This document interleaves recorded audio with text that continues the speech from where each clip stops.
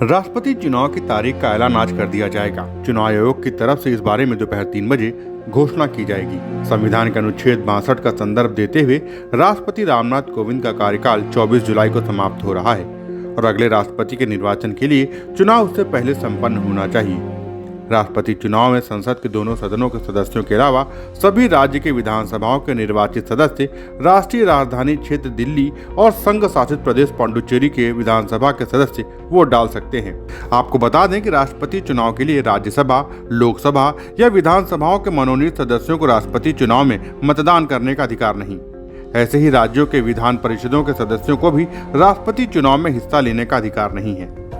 गौरतलब है कि 2017 में राष्ट्रपति चुनाव के लिए मतदान 17 जुलाई को हुआ था और मतगणना 20 जुलाई को हुई थी। देश के 17 राज्यों में बीजेपी की सरकारें हैं। राष्ट्रपति चुनाव के लिए बहुमत का आंकड़ा 5,86,320 है। बीजेपी के पास 4,65,797 वोट हैं और सहयोगी दल के पास 71,329 वोट हैं।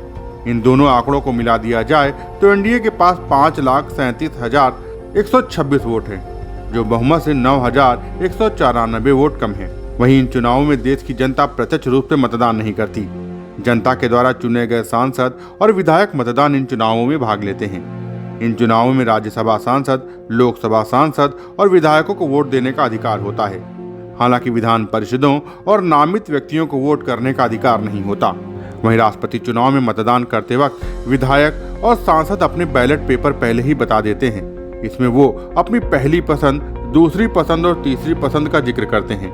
इसके बाद पहली पसंद के वोट गिने जाते हैं। अगर पहली पसंद का उम्मीदवार जीत के लिए जरूरी वेटेज हासिल कर लेता है तो उसकी जीत हो जाती है। वहीं अगर ऐसा नहीं होता तो दूसरी और फिर तीसरी पसंद का वोट गिना जाता है। Bureau report, Dastak times. ताज़ा तरीन खबरों के लिए सब्सक्राइब करना ना भूलें दस्तक टाइम्स। बेल आइकन दबाकर पाएं देश विदेश की लेटेस्ट खबरों की नोटिफिकेशन।